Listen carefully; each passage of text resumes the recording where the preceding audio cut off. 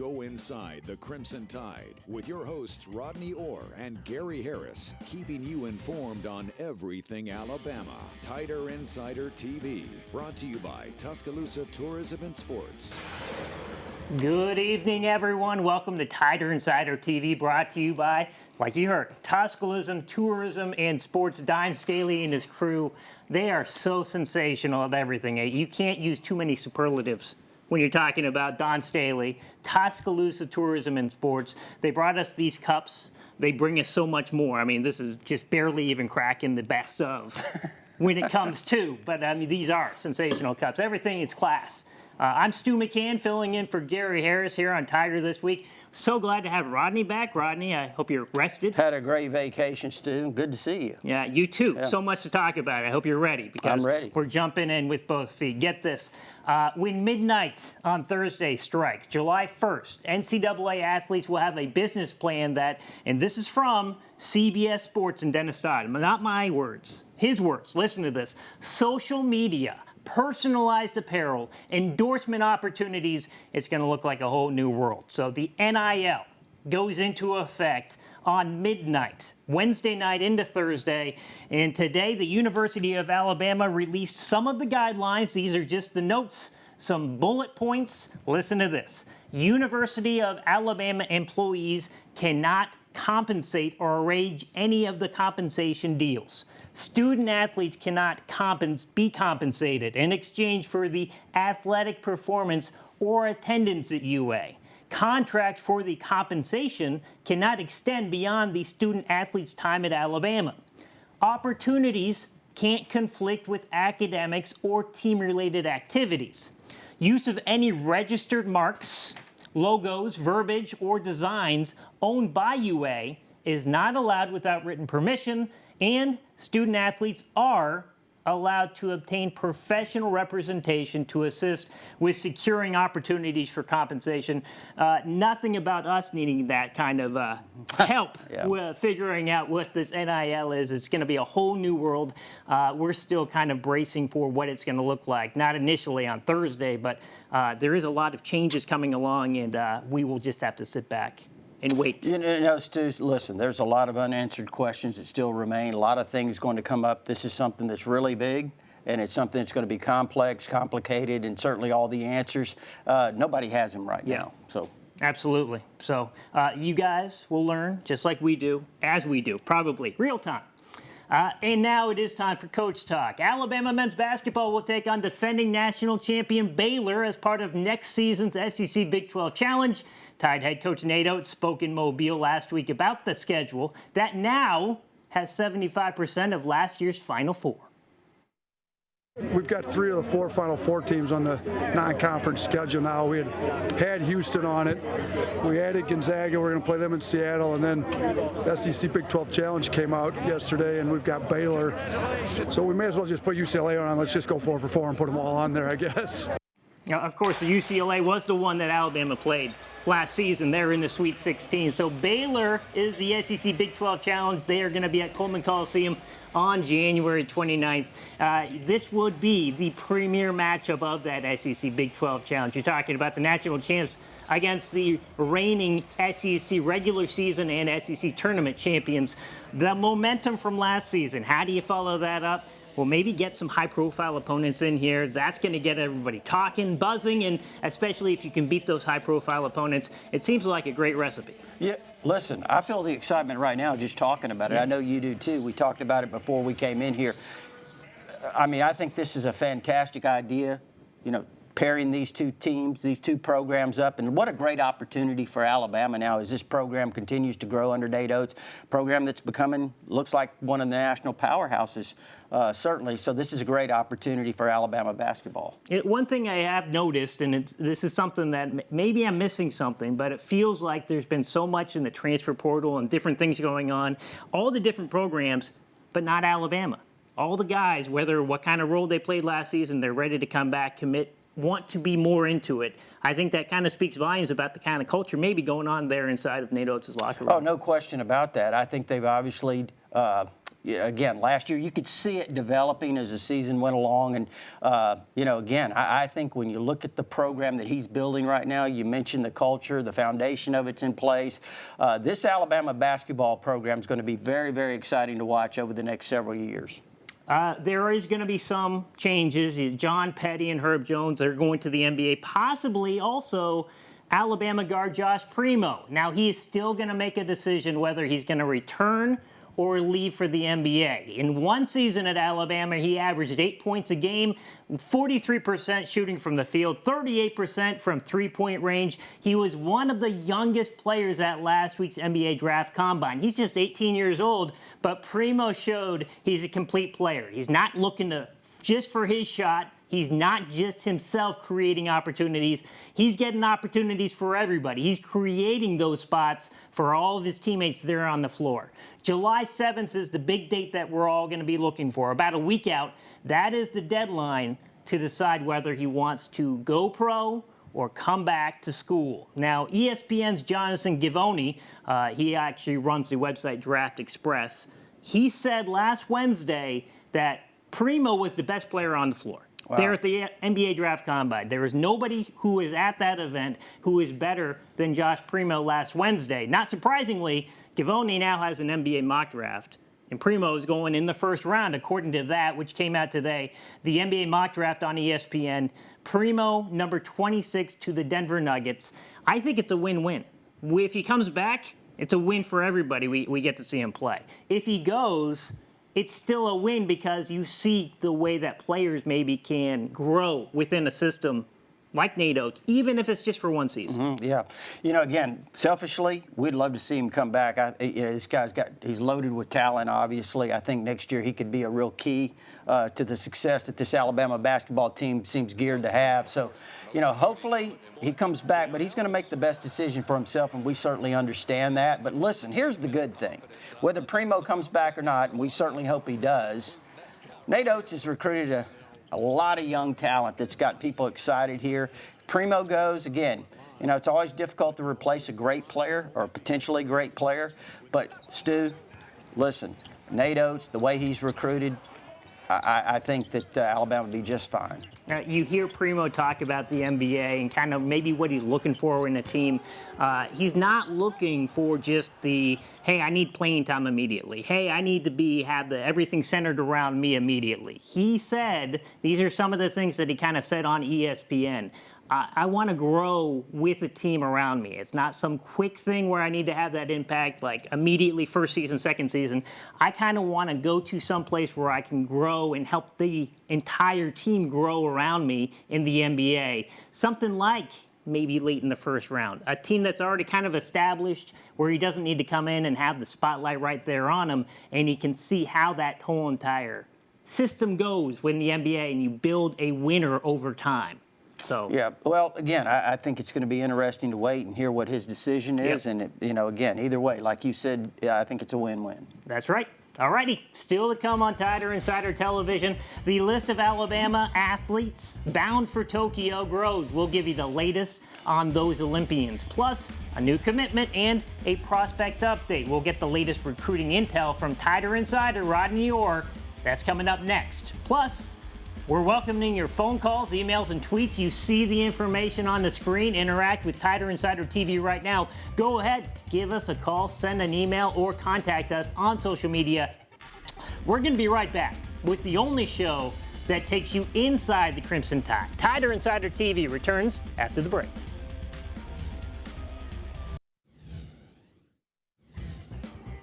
Evan Neal, it's safe to say, is one of those physical freaks. 6'7", 360 pounds. And look at this tweet by Dr. Matt Rhea. His workout, 5,808 watts on a split jump. One leg, 5,808 watts. That is more than impressive. Dr. Matt Rhea, the guy who's running the training program inside of the Alabama Athletics, says he is the only player who's been able to go 4,000 watts, and he hit 5,808. The Athletic, Bruce Feldman comes out with one of those preseason college football lists. It's a freaks list. You could pick any number of Alabama guys, but we should probably just send them that tweet. 5,808 with a watt. It's not a watt. Well, and listen, Evan Neal is obviously a fantastic talent. A few years ago, being recruited out of IMG Academy, came in, started as a true freshman every game at left guard, moved to right tackle last year, now left tackle. He shows that versatility, all of those things. He's a potential top 5 pick in next year's draft. I mean, we see how great he is, so it takes something special like that for us to really recognize it even more, because our expectations are high.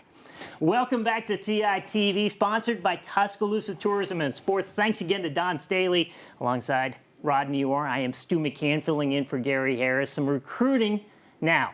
Amari Niblack did not need too long to think over his Alabama scholarship offer. Last week, Niblack, who's from Clearwater, Lakewood, Florida, announced his commitment to the Tide, an offer he had had for less than a week.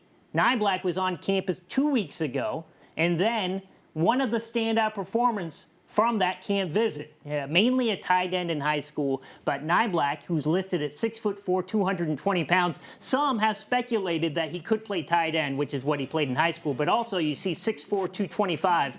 Linebacker, possibly defensive end, putting on a little bit more to that frame. It's all about what Alabama needs in the ability, but he is one of those, maybe, a lot of people say a late bloomer, but he is somebody who, when you're talking about the recruiting process and all those star rankings and things like that, it happens and they get on the radar so early. And then somebody like this comes along and maybe the body's still developing. So it's just somebody who really has hit that spot and is really coming into his own maybe. Yeah, he has all the tools, Stu. When you look at him, he's got the frame, he's got the ability to add weight. He's a guy maybe athletic like maybe Jaleel Billingsley type. H-back type player, a guy that can get down the field, make plays as a receiver down the field. Like you said, very athletic, could play on the other side of the ball if that was chosen. But again, I think down in South Florida you have a tremendous number of athletes. Amari Niblack kind of was a guy, as you mentioned, a late bloomer who is, by the end of this recruiting process, Stu, I think he'll be rated really, really high, probably a 4-star type player. Who knows, maybe even higher, but he's certainly a very talented player. I think you mentioned at least a comparison as far as what he's able to do athletically to Jaleel Billingsley. That is a comp. It's tough to give somebody like that a comp when they're just coming into their own, but someone who is that size and can run a 4.6 40. It certainly fits to seem to be. Yeah, I think when you look at him, there may be some differences with Jaleel Billingsley and Amari Niblack, but the role that they play, that H-back, being able to move them, put them in the slot, do different things. I mean, how many guys have you seen like that return kickoffs? And Jaleel Billingsley did it last year for the #1 team in the country. So he has that kind of, Amari Niblack has that kind of versatility, that kind of athleticism. And listen, people say, well, he's only a 3-star. He performed in front of Nick Saban. Nick Saban has probably the best eye for talent in the country, and so you can rest assured he's certainly a very highly regarded prospect. No doubt about it. More recruiting. JT Tuimoloau canceled his visit to Alabama. The Crimson Tide, he says, are no longer under his consideration. He's the #1 prospect that is left in the class of 2021. A 5-star recruit who's down now, it appears, to Ohio State, Oregon, Washington, and USC. There's a lot of, obviously, it's not known why he canceled his visit. He had just been on the recent official visits to Oregon, USC, Ohio State, and Washington, that's right. His home. He's from Sammamish right there. I heard you talking on the radio. It was one of those official visits, and then some thought between coming here to Alabama, whether it was going to be an official visit, an unofficial visit, that type of thing. Who knows what the difference is? But it is somebody who Alabama fans have been talking about for a while. Yeah, we've had a lot of questions here about him, and really I felt like that JT was probably going to be Alabama or Ohio State. You know, sometimes things change. He took those visits to the other schools. Whatever it was, at one of those schools, he felt like that he did not need to take that visit to Alabama. And listen, I can promise you this, that whatever school he's going to commit to, and I think he already knows, and I think that school already knows, I can assure you of this. They did not want him visiting Alabama. They did not want Nick Saban to have that last opportunity with J.C. Tuimoloau. But, look, he's a fantastic player. Alabama recruits extremely well. They've got a lot of really good players. They're recruiting a lot of really top players in the 2022 class. Good luck to him, but Alabama's okay. I think that's safe to say. They're going to be okay. Alabama's Quenisha Burks will represent Team USA at the Summer Olympics in Tokyo next month, one of 3 long jumpers on the U.S. squad. At last week's Olympic trials, the Tide All-American was in 5th with just 2 jumps to go. Then Burks comes up with her best jump of the week, 6.96 meters, to go from 5th to 3rd and on to the Olympic team. What a showing. And here is the rowing number as we keep coming up with the Tide, who are on their way to the Olympics in Tokyo. 23 former or current Alabama athletes, 14 different sports represented. They're going to be part of something special, and it's really going to be exciting to see, watch, follow along with so much Tide pride that are going to be going on at the Summer Olympics. Cannot wait for the Summer Olympic Games. Still to come on Tider Insider, UAB's new baseball coach is quick to add a former Tide favorite to his coaching staff. More on that. Plus, we are welcoming your phone calls, emails, and tweets. That's coming up. Right now, you should look at the information, get in touch with Tider Insider TV. Go ahead, give us a call, send us an email, contact us on social media, and be a part of the show. We'll be right back.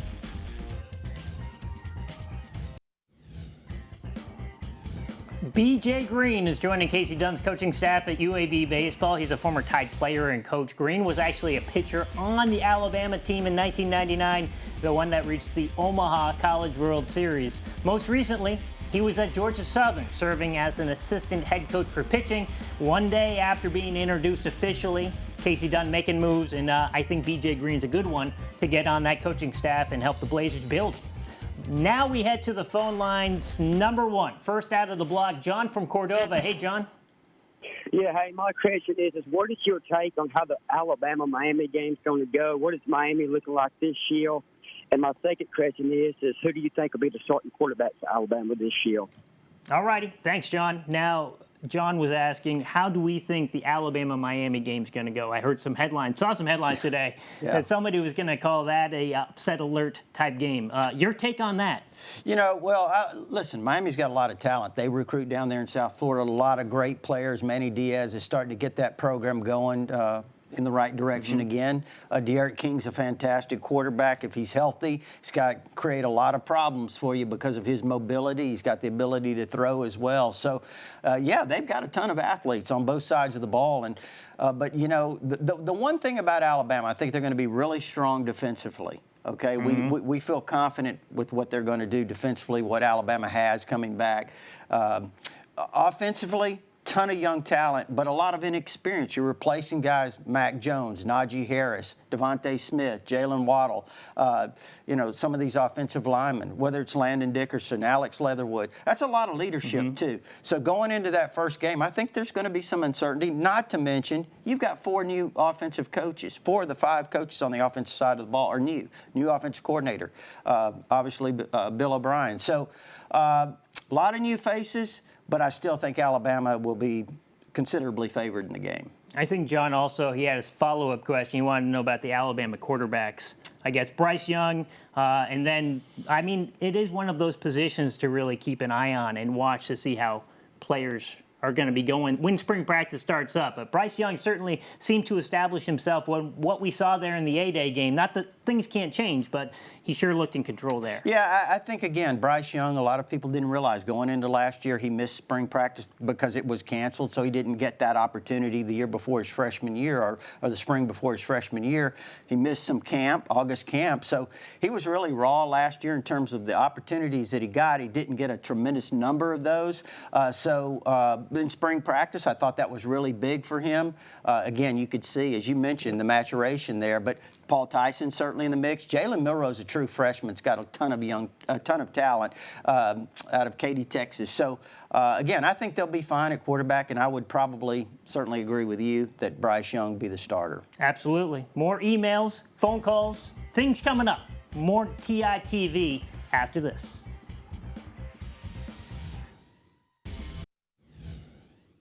We were evicted numerous times and had to stay in homeless shelters, friends' houses, cars. But as a family, we stuck together and made it through these tough times. Now I'm in position to help people who were once in my shoes. Former Alabama running back and Steeler rookie Naji Harris is joining California state leaders, including Governor Gavin Newsom, in highlighting efforts to tackle homelessness. He's from California. If you remember back on draft night, Naji had his draft party at the homeless shelter that he and his family lived at for a time during his childhood. Very cool to see. We head back to the phone lines. Bill from T-Town is next up. Hi, Bill. Hey, Stu, how you doing? How you doing, Rodney? Doing well, Bill. BT. I'm doing good. What I want to ask Rodney and Stu, y'all have an update on Primo and what you saw on the basketball team? Josh Primo and Jaden Shackelford, or Jalen. Sorry, well, Jalen Shackelford. Yeah, and we went through Primo pretty well earlier, BT. But yeah, again, that decision's still forthcoming, so we'll know at a later date when he announces that decision. And Shackelford, I haven't heard anything official. Have you? No, but I guess we just have to sit back and wait for July 7th. Shackelford did not get invited to the NBA Draft Combine. Not that that says everything, but maybe it does say something about his prospects. Still to come, a former Alabama receiver gave back to his mom in a big, big way. Stick around. You want to see this video coming up. Check out this video posted by Devontae Smith about his mother's reaction to her new house. That was the first big purchase for the new Philadelphia Eagles wide receiver, and that speaks volumes just to see the reaction right there. So cool to see, and I think that Devontae's lucky. I think Mom's very lucky. Oh, isn't she? Yeah. No doubt about it. That's a good-looking video. That's a good-looking house. Thank you for tuning in to Tider Insider, presented by Tuscaloosa Tourism and Sports. Rodney Orr, Stu McCann. Thanks, Don Staley. And we leave you with video of Jalen Hurts' youth football camp from this past weekend. Have a great night.